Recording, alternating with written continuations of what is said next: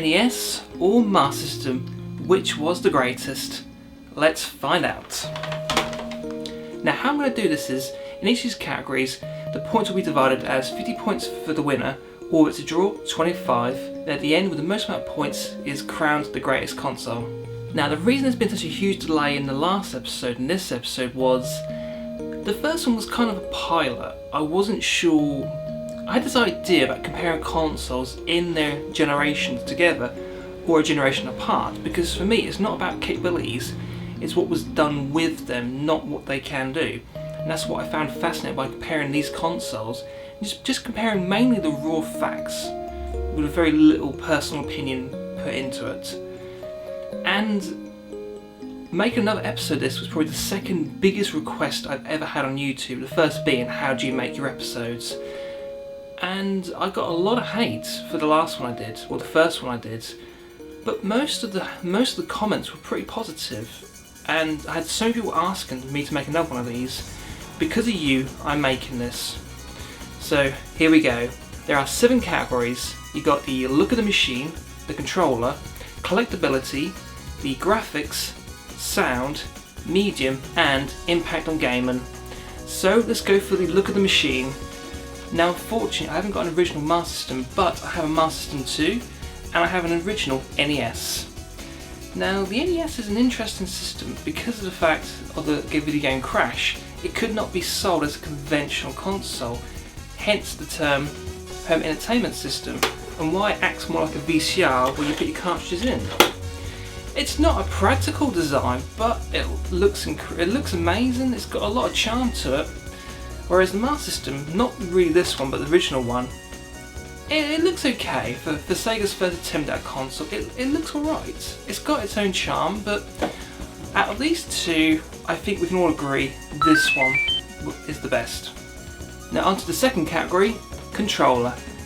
Now this controller is interesting because in a way it's the granddad to every single controller ever made, and the D-pad revolutionised gaming. It brought it from the joystick era to the D-pad era. Now as you can see, Sega didn't try to reinvent it, and it's a good attempt, but one of the things I don't like about it is it hasn't got a start or select button. You have to basically pause by pressing the console. And the D-pad is a little bit, I don't know, too loose. I mean, for Master System games, I'd prefer to use the Mega Drive controller. So in this category, the winner is the NES. Now, collectability. Now this will be a controversial decision, and I'm going by the fact I'm someone who lives in the UK in Europe. In America it'll be a completely different story, but we're filming this in this country, so we're doing this from slightly on my perspective. And a lot of places in the world will agree with me.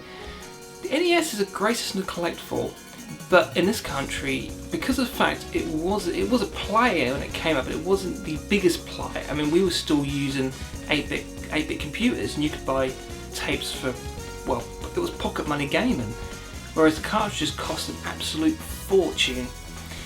So, and the great thing about the Master System being a success over here is the consoles, the games, the accessories are super cheap. You could pick up a bundle for £10 of loads of Mega Drive goodness.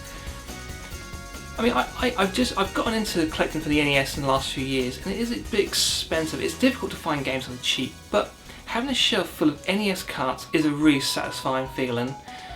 The carts look a bit more interesting than the Master System ones, but from the point of view of price and easeability of collecting, the winner has to be the Master System. So we're close to the halfway point. At the moment, it's 50 points for the Master System and 100 points for the NES. Right, the next category is graphics. The NES is pretty old machine. I'm not sure if the hardware in it is older than the Master System, but the Master System had much better graphics. The NES, in the right hand, is capable of doing some impressive stuff, but I think we can all agree unanimously the winner is the Master System. Right, sound. Again, unanimously, we can all agree it is the NES. This thing, the Japanese one does have a decent sound chip, but unfortunately in the Western release and Europe we never got it. And you can just tell, play any game on this and they sound incredible. So the winner of this category is the NES. Okay, next category is medium. And for the research I've done, other than the fact that the odd occasional cart of this had extra chips to do extra functionality, but then again, those games are self-contained games. You can't really judge an entire console's medium based on them. But if we're just going by the raw cartridge, the storage capabilities are pretty similar, and they pretty much do the exact same thing. They don't really have any advantages. So I'd call this one a draw. And the last category is impact on gaming. Now this is going to be a hard one because we all know after the video game crash, the NES saved it. Gaming wouldn't be what it is without the NES. But Nintendo had a real iron grip on the industry, and in some ways it was helpful in nurturing the industry back from the brink. But when that grip affects creativity, it's not a good thing. The Master System was the first attempt to challenge the NES, and in some ways it was a success. I mean, there were some parts of the world, this was more successful in this country, and in some parts of the world it was more successful than this. And while this might not have been a financial success, the experience with this led to the Mega Drive, and the Mega Drive not only challenged the Super Nintendo, at one point had the majority market share, and due to other events as well, like a court case against Nintendo, their grip was released and gaming benefited from it. The fact that developers weren't tied to a system they could develop for anyone. I had to say, I know you're not going to agree with me, but my personal opinion, which it comes down to now, is it's a tie.